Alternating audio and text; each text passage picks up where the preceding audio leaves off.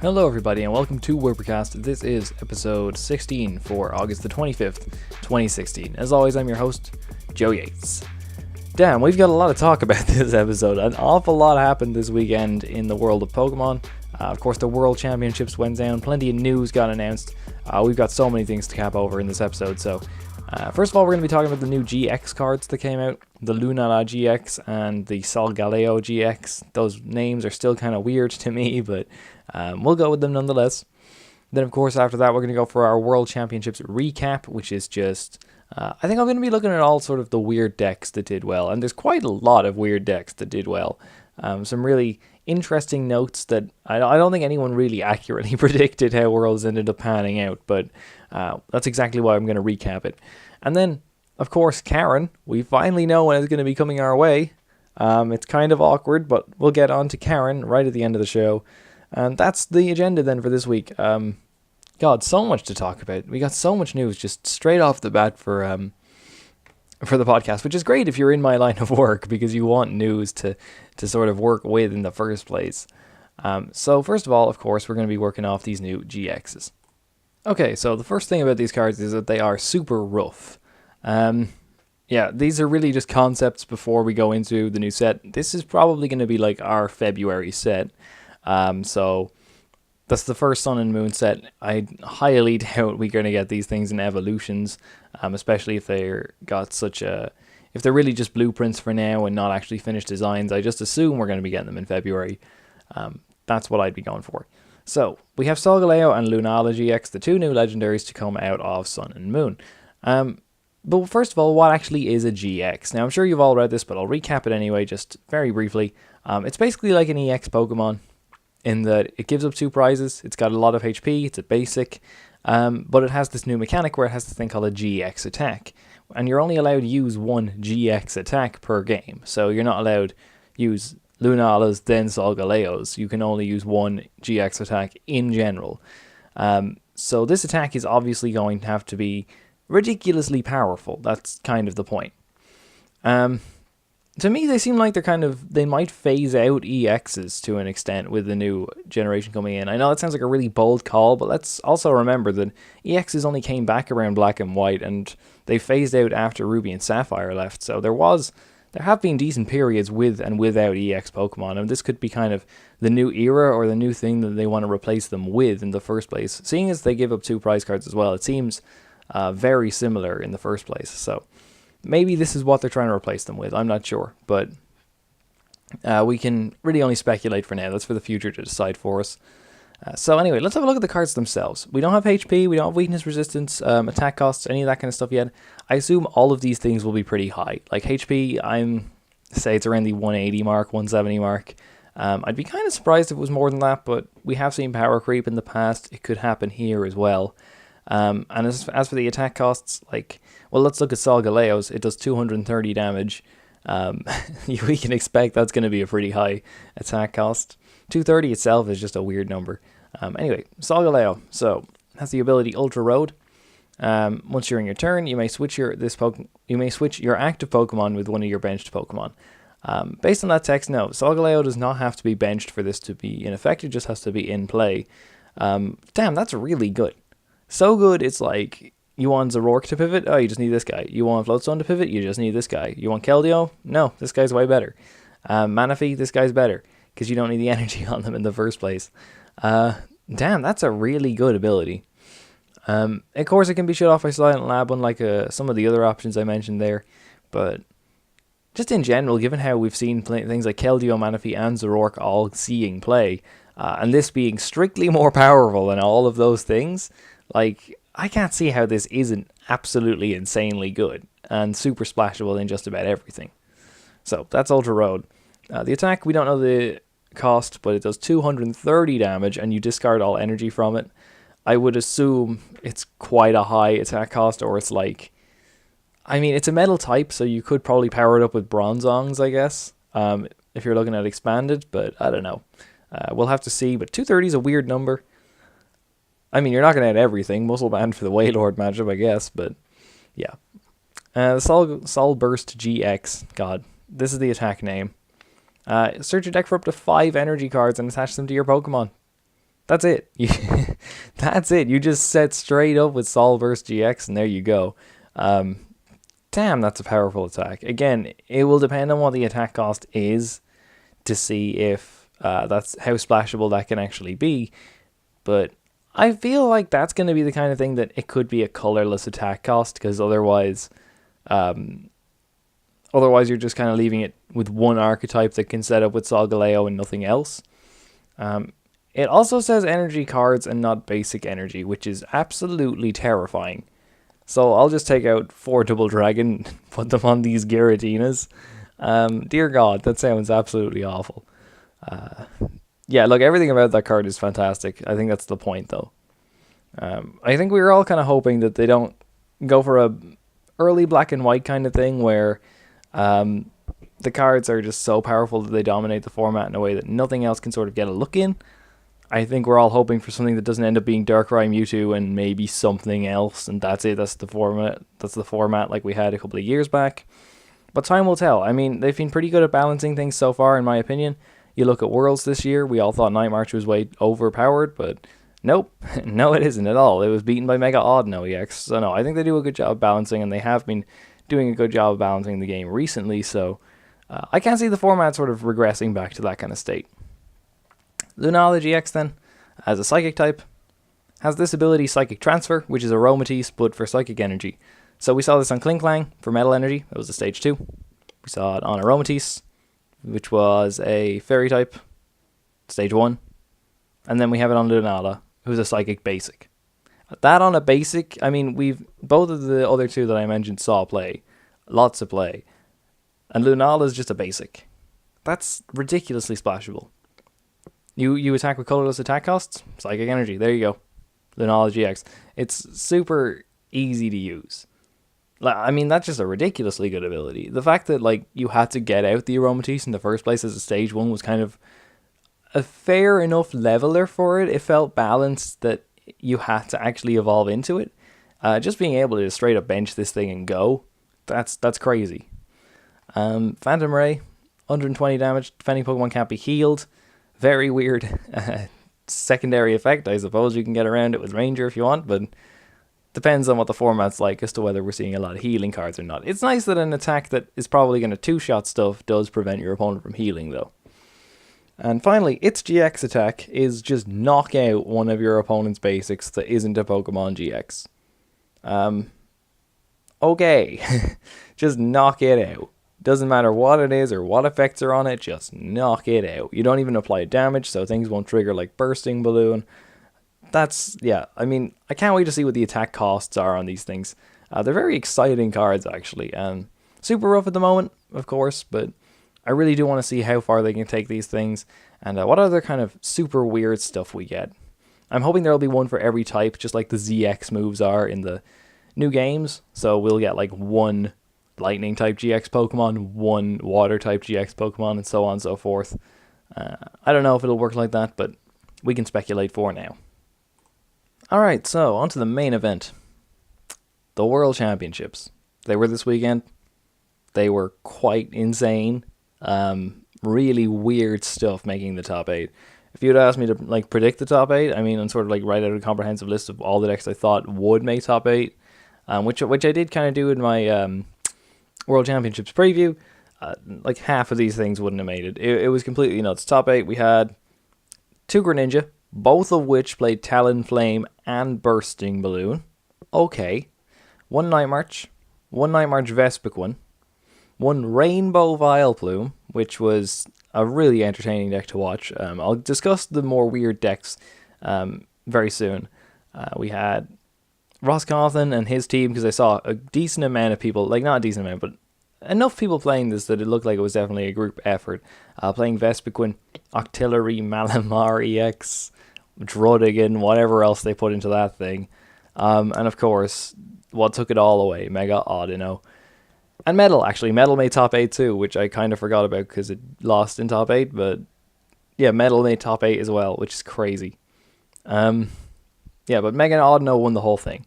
So, here's the thing. Nobody saw it coming. It's like €20 for a Mega Audino now, which is ridiculous money. Why did it win? I think, first of all, it was a Japanese player playing it. And as we all know, the Japanese players have a really different meta than we do. And I think given that there were enough Japanese players playing Mega Audino, it might have already been an archetype over there, or they might have all collectively decided, like, okay, we want to play this at Worlds. Maybe not, though, because a lot of the, like, we saw another guy on stream playing it with water stuff, with, like, Manaphy and Water Energy, and the guy who won, Shintaro Ito, who was playing it with Metal Energy, and he was playing it with Magirna EX and Cobalion and Absol, which is a really, really nice idea for it. So I don't know, maybe they all tested together and some of them went some directions with it. I don't know. But it feels like it was a meta call for the event. I think it's actually the definition of a meta call. And if anyone wants to know, like, what is a meta call, this is the deck that you look at to find out. It's a very... I mean, everything about it looks like it counters all the decks that we sort of collectively went through and discussed and decided were good picks for the day. This is the deck that has an answer to all of that stuff. I think it could have been countered. I don't think Mega Audino itself is inherently powerful to an extent. I think it's got a lot of flexibility and options available to it, given that it's a colorless attacker. But I don't think it's inherently powerful. I mean, like, let's say Night March. How does Night March beat Mega Audino? You could run a Maxi Scalade. You could run Mr. Mime to throw on your bench. You could do something like that. You could run more stadiums to counter the Parallel City. There's other things that you can do like that. I mean, if you had have known it was coming, Night March could have prepared for it. But nobody knew Mega Audino was coming. So that's why it worked, and that's what a meta call is all about. Yes, it could have been countered, but no one's going to counter Mega Audino. I doubt anyone even practiced against Mega Audino. That's just how it worked. So, how did it triumph over Night March, though, in particular? Because we all know that Night March is the big deck that we were all worried was going to show up at the World Championships and just take 8th, 7th, 6th, 5th, 4th, 3, 2 in first. And of course that wasn't the case in the end. First of all, I think a lot of people just played Night March counter decks, which means Mega Audino doesn't even have to worry that much because it's still got that bulky HP on an EX, an awful lot of healing in his list with 2 AZ, a Pokemon Center Lady, the Parallel Cities. But against Night March itself, can it win? Okay, you've got the bench damage thing. Here's how I assume it goes. So, Mega Audino does 50 to the bench, which means you kill Joltix and Muse. Cool. So that means your opponent, the Night March player, kind of has to attack with Pumpkaboo. And if they're attacking with Pumpkaboo, they have to have a Dimension Valley out. But if they have a Dimension Valley out, you can counter that with one of your 2 Parallel Cities. And the Parallel City will also remove the Shaman from your board, which means that they can't get the easy target, and they still have to go through the super bulky Mega Audino. And it also means that they can't target whistle the Shaman back if they later want to attack with Joltik, because you have less spaces on your bench, and there's no more room for the Shaman. And this comes at a really important time, actually, because a lot of Night March players started dropping target whistle. And even more Night March players actually started dropping and going down to lower counts of Dimension Valley. And this means that this is the point where Mega Audino can come in and get away with 2 copies of Parallel City and 2 copies of AZ and not be afraid of the Night March player just saying, I'll target whistle onto that. I'll target whistle your bench and get the Shaman out and just work from there. I think even if you go back like before US Nationals and played Mega Audino against some Night March list, it would have lost, because, or at least it would have had a more difficult time, because you're missing those. It's got more Dimension Values to counter the cities, and it's got more Fury Belts, which a few players even dropped as well, and it's got more things like that. Fury Belt as well is good, because obviously the 50 damage, you put the Fury Belt on, you don't get killed on the bench. I assume that's why Mega Audino, it felt like this was just the exact moment at which it was supposed to come in and beat Night March in that way, because I don't know, like, I mean, looking at the list, it's like, it's just crazy how well timed that it is. I don't know, I think that's the most impressive thing about it for me. Nobody expected a bulky Mega to win Worlds. I believe when I was having my conversation with Nick Pierce on our World Championships preview, shout out to Nick, by the way, he came 9th bubble, top cut, played exceptionally well, so absolutely props to him.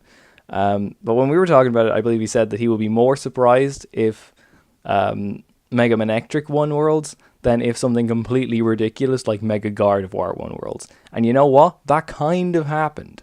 So hey, that's what you come to us for. We got all the breaking news before it even happens. So the deck that came second by Cody Walensky and Burt Walters. Both of them played it in top 8. And a good few other people on the day. I think every Greninja player came to the tournament with not a card for card list. Everyone had sort of, I mean, unless you were in a team, a lot of people had the same sort of concept though of running Greninja with Talonflame. This was something I kind of saw myself. I didn't actually try it out before I started watching Worlds. I saw the concept being thrown around and I was like, oh, that sounds kind of cool. I like the idea. I'm not sure how viable it is. This weekend proved it's very viable. But I think the really interesting thing is that to get the Talonflame in the deck, you have to take out the Jirachi. So taking out the Jirachi basically means that you might think, oh, now your Night March matchup is worse. And to sort of counteract that point, you then have to run it with Bursting Balloon so that you have the better Night March matchup. And if you look at both of the top 8 decks, they're both running Bursting Balloon. Also in Woopercast, I did say, if the Greninja deck was going to do well, it would have to run Bursting Balloon. There we go. Just yet another point proven. Just saying. And basically, I think it's really interesting that, you know, you lead off with this Talonflame, and then you stick a Bursting Balloon on it. You get any 2 cards you want into your hand, and if Night March wants to kill, or if any deck actually wants to kill that Talonflame, they're going to take some damage. That's strictly better than Jirachi, because if you're thinking about it, you promote the Jirachi, right? You take off the double colorless or whatever it is you're trying to take off. Your opponent takes the 10 damage, or no damage if they're a Joltik because they resist metal. And then they either miss a turn or they just Lizond up another Greninja and attack that instead. And you know what? Either of these things work. They're fine. Jirachi has a few issues though. First of all, it doesn't actually kill the Pokemon that it attacks. It just sort of stalls out for a bit. Talonflame does 40 base damage and has the Bursting Balloon on it. That's 100 damage in total, and you get any 2 cards into your hand that you want, which is great in a deck that struggles to set up from time to time. I mean, everyone's had those games with Greninja where it feels like a theme deck could beat you because all you have is Lone Froakie and a hand full of junk. So having that sort of consistency booster was exactly what it needed. Of course, didn't really happen in the final, but what can you do? That's kind of out of your control at that point. The other thing that means that the Talonflame sort of ended up being strictly better than the Jirachi is Steam Siege brought Pokemon Ranger. And you know what just about every Night March deck was running, and actually just about every deck was running for that point? Pokemon Ranger. So if the Jirachi uses the attack, and then puts the immunity effect on itself, and your opponent plays Ranger, the immunity thing's gone away.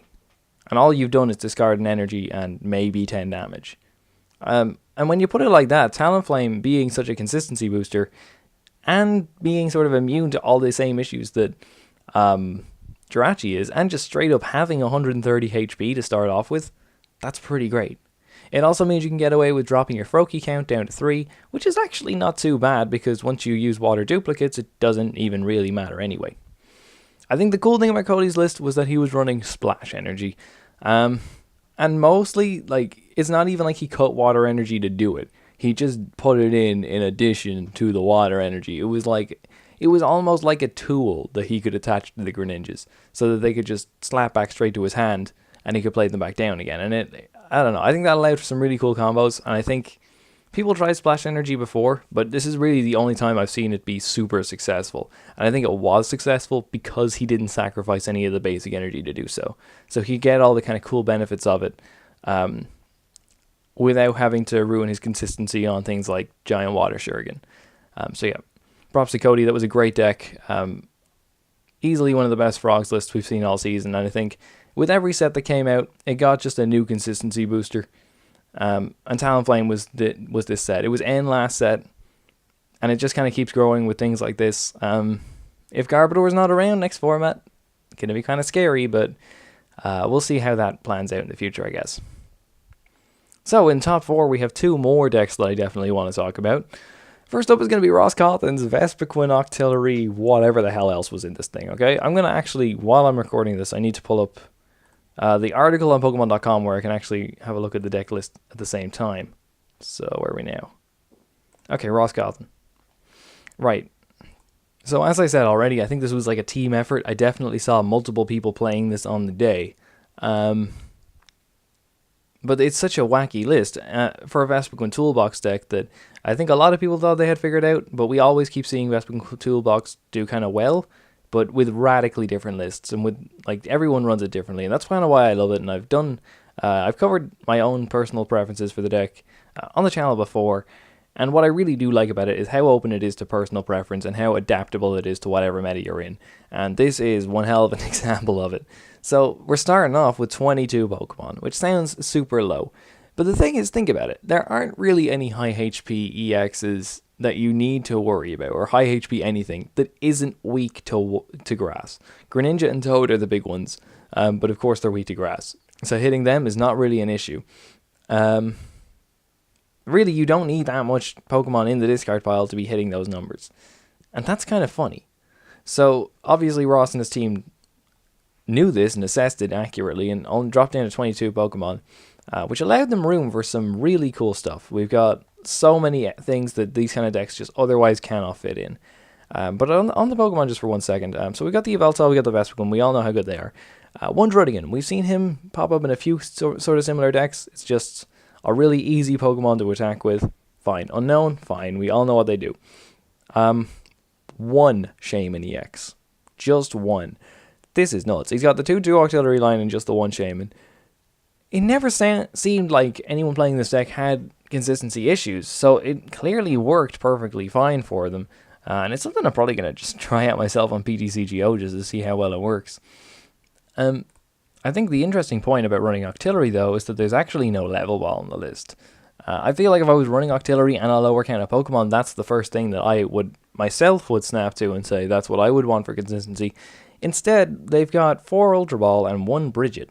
So the 1 Bridget, basically, I assume, you Battle Compressor away, VS Secret away. It's something I've run in my own list as well. It's cool. It's great for setting setup. And I guess that's how you set up the Octillery. And then after that, instead of Ultra Balling for Shaman, you just Ultra Ball for Octillery and go for there every turn. And that's kind of how it works. And of course, you only really need the 1 Bridget because you got the 4 Battle Compressor and the 1 VS Seeker? No, you have 4 VS Seeker, definitely. That's pretty cool in my opinion. Yeah, it's still a wacky idea.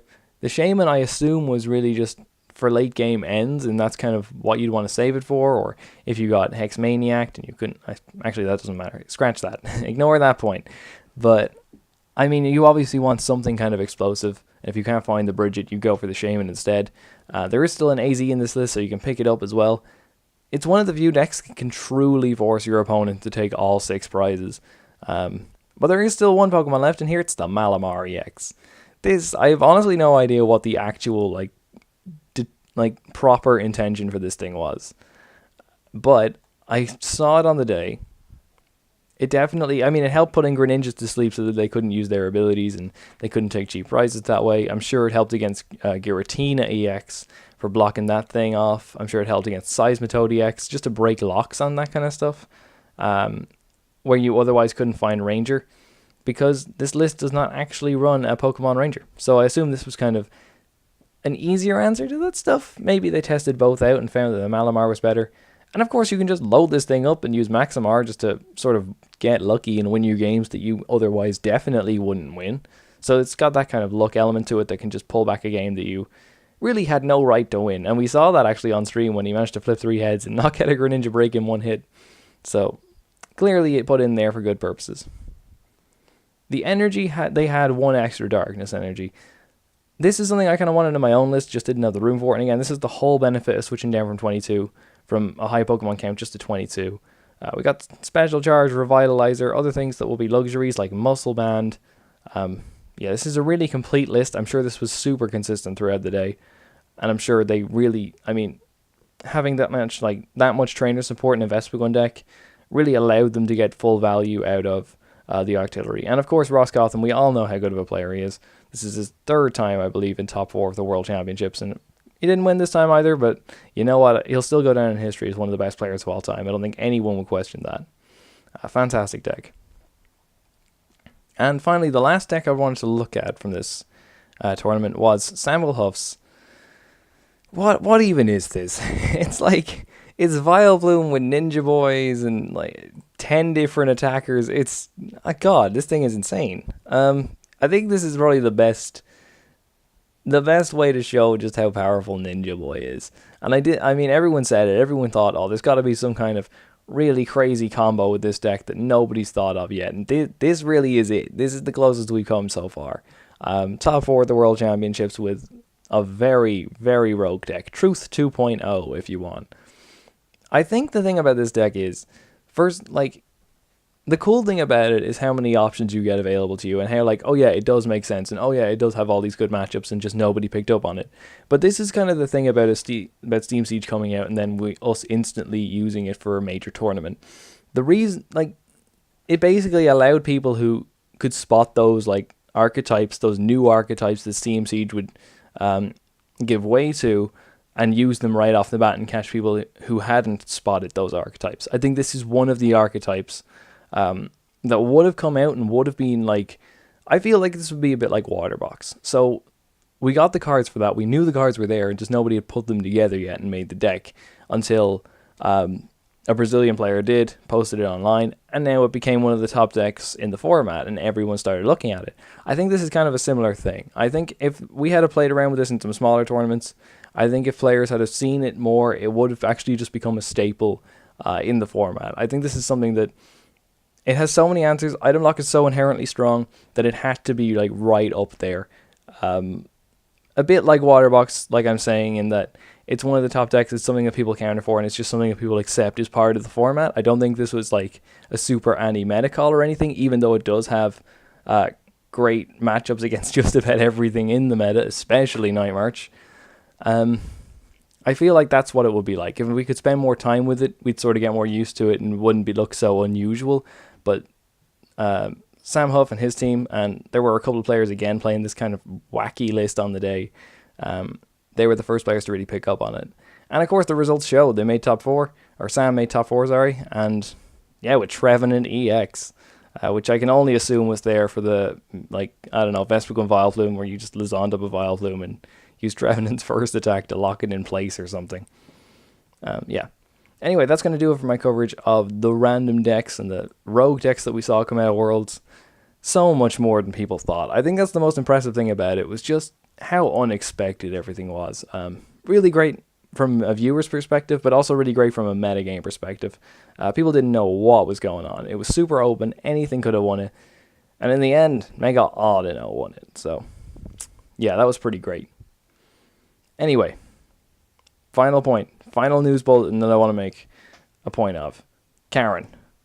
We're getting Karen. It's actually coming out in a battle arena deck. I really hate this.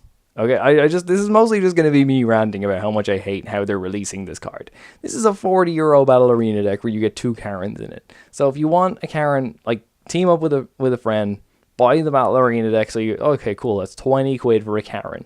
Buy it online, it'll probably be super expensive there as well, because it's the only place you can get it. And these things are going to be coming out before the February set, when I assume Karen will be released properly, or at least I hope. I mean, I don't mind Karen being released, that's cool, except for the fact that it absolutely destroys Vespiquen, so it can survive without Battle Compressor, but I don't think it can survive if everyone's running Karen, so let's just hope for a format where nobody plays it.